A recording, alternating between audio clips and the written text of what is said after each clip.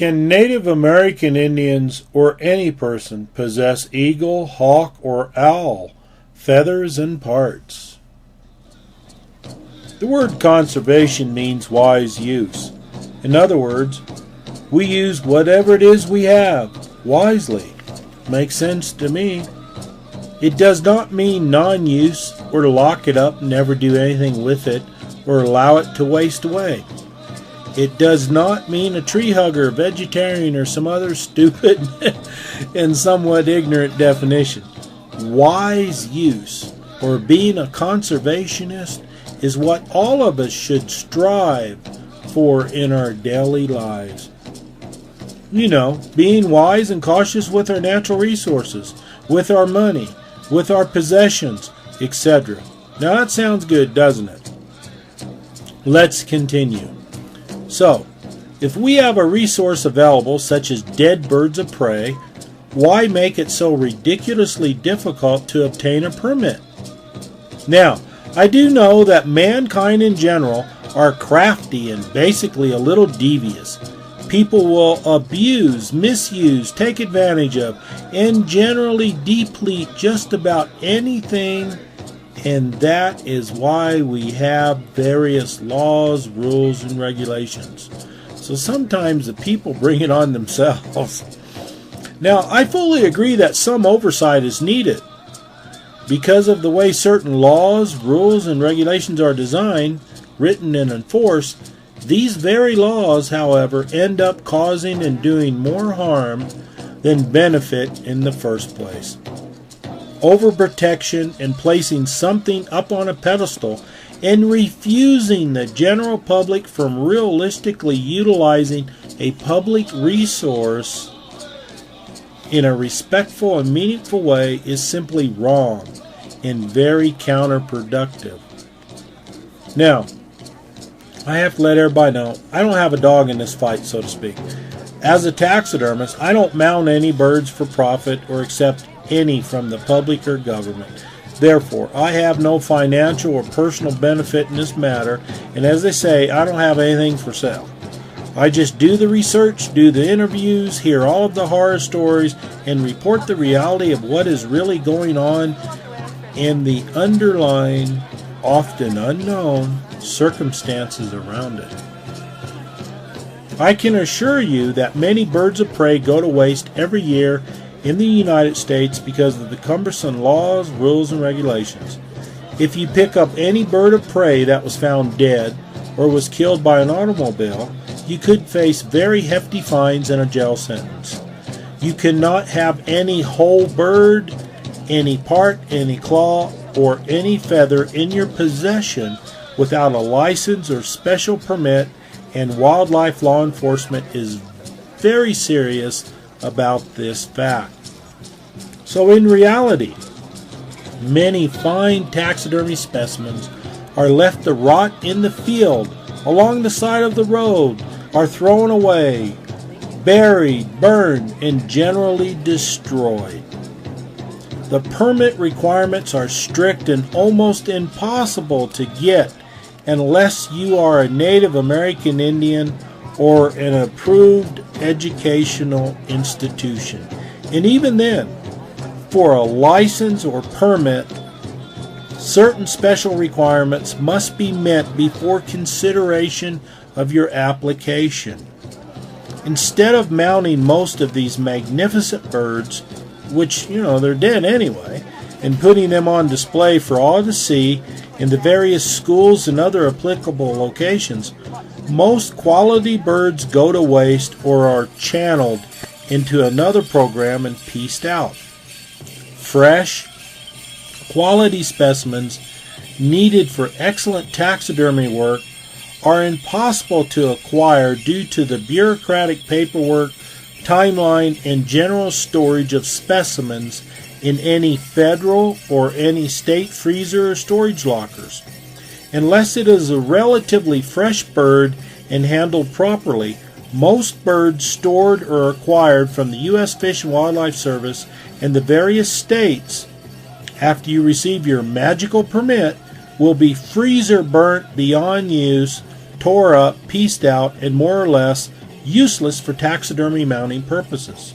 So, just bits and parts for Native American religious use and so forth.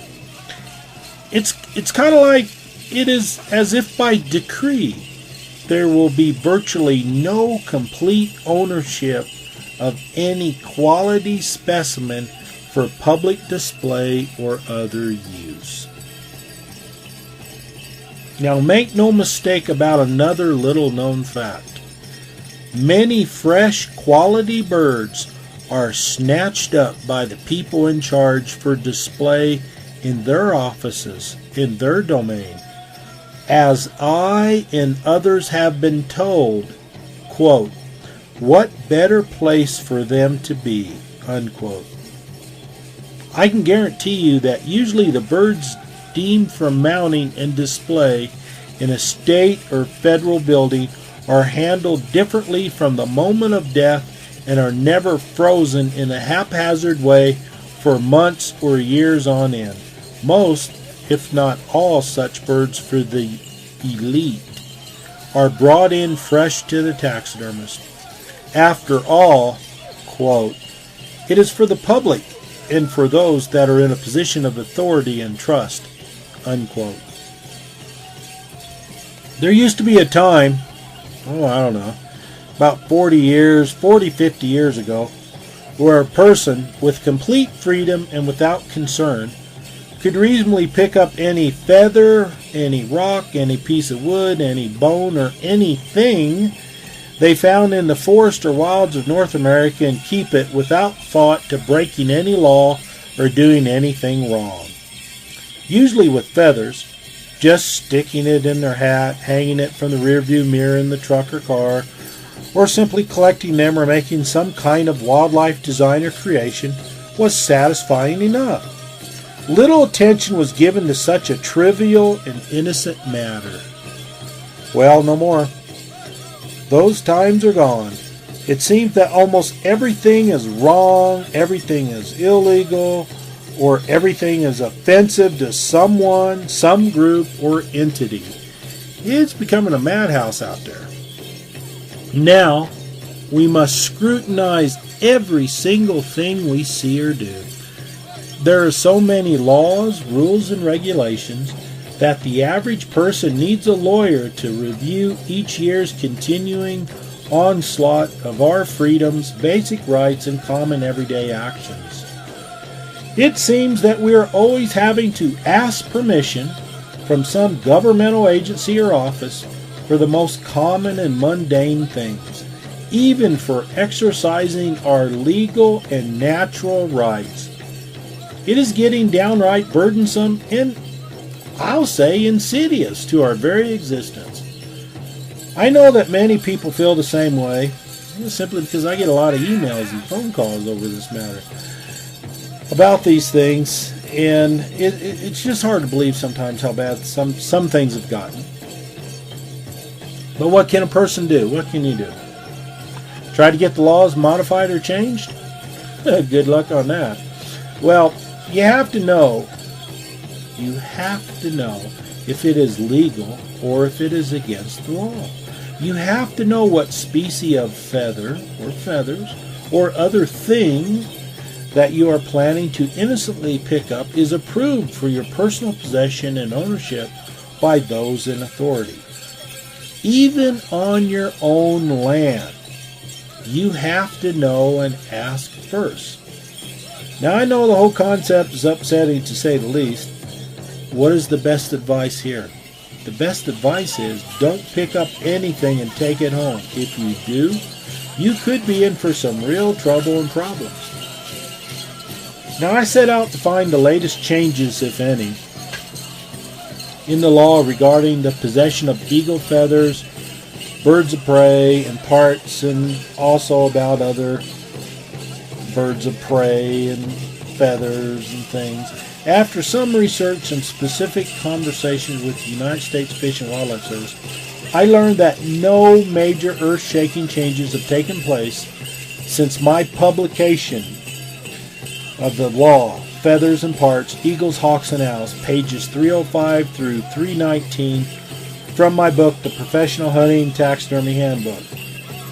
So for right now, this is what the United States Fish and Wildlife Service has to say about the possession of eagle feathers and parts by Native American Indians and other peoples in the United States of America.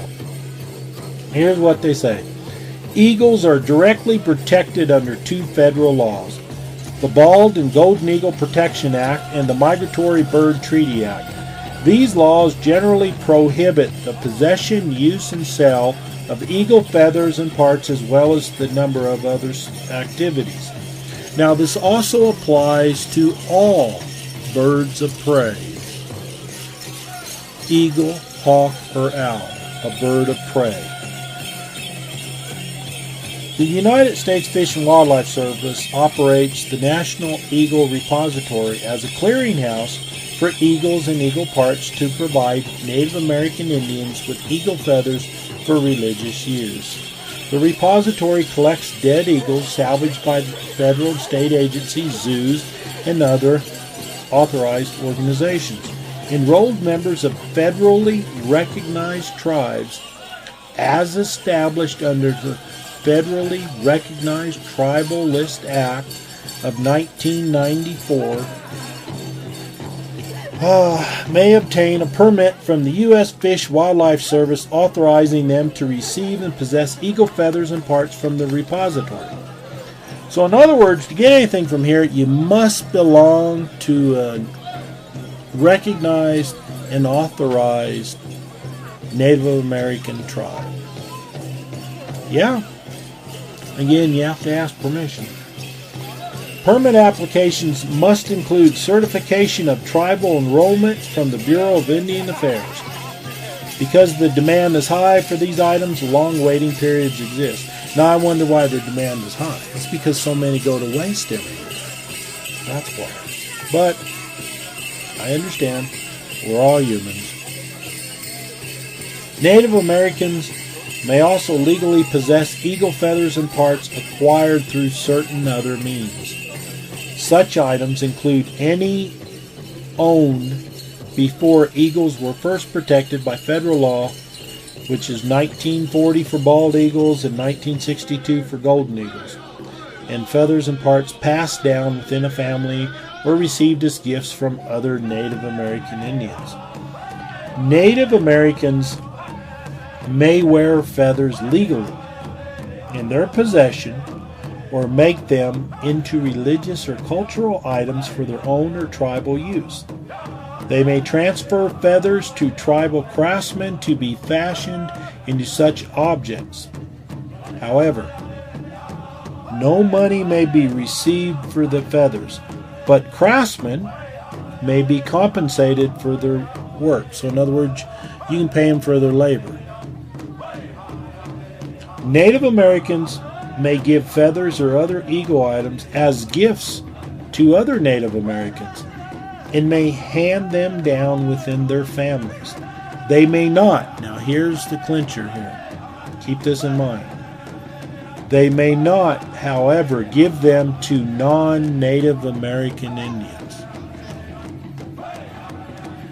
No person, including Native American Indians, may kill or capture eagles without a permit from the U.S. Fish and Wildlife Service. Nor may anyone buy, sell, barter, trade, import, or export eagle feathers or items made from them. This is where a lot of people get in trouble. You buy something, you're overseas, you come back, or see something in a curio shop or something, you buy it, it's made out of feathers and stuff. Man, you're going to get yourself in a lot of trouble. So anything that's made out of that, you cannot buy them. You cannot buy any birds of prey, feathers, parts thereof, period. These prohibitions cover all feathers and parts, including those that predate federal protections and others that are legally possessed. In other words, something that's been in your family, has been in someone's family for, forever and a day. Way before 1940, whatever. It's just been passed down, it's in good shape. You still cannot give money to purchase that. U.S. Fish and Wildlife Service law enforcement efforts focus on the illegal take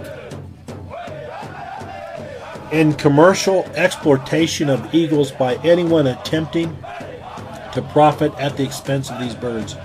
U.S. Fish and Wildlife Service officers who encounter individuals with non-commercial qualities of eagle feathers that are being used as personal or religious items will generally take no action if the individuals possess a valid service permit or reasonably demonstrate that they are enrolled members of a federally recognized tribe. The production of a certificate of enrollment card would be one way for individuals to easily document their tribal affiliation, but this is not a legal requirement.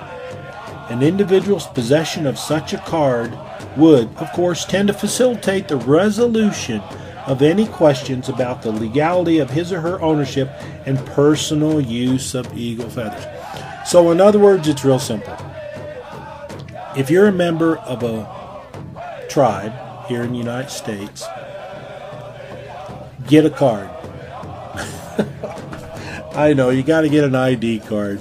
And if there's ever a question, produce that ID card. And technically, according to the way it's written, they should tell you, have a nice day, walk away.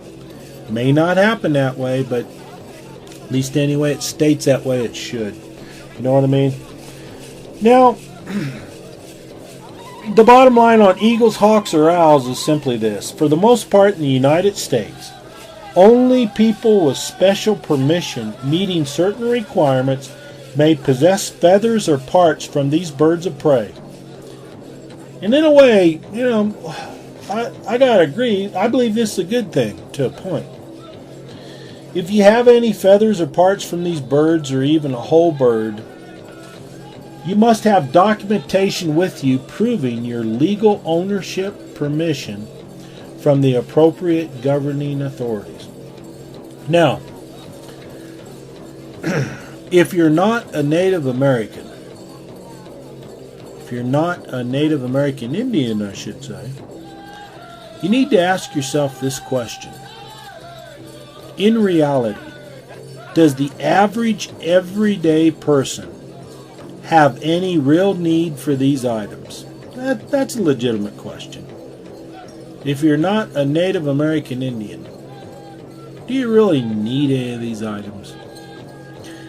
The everyday average person is not eligible to even have one feather that they found on their own property or anywhere else in their possession.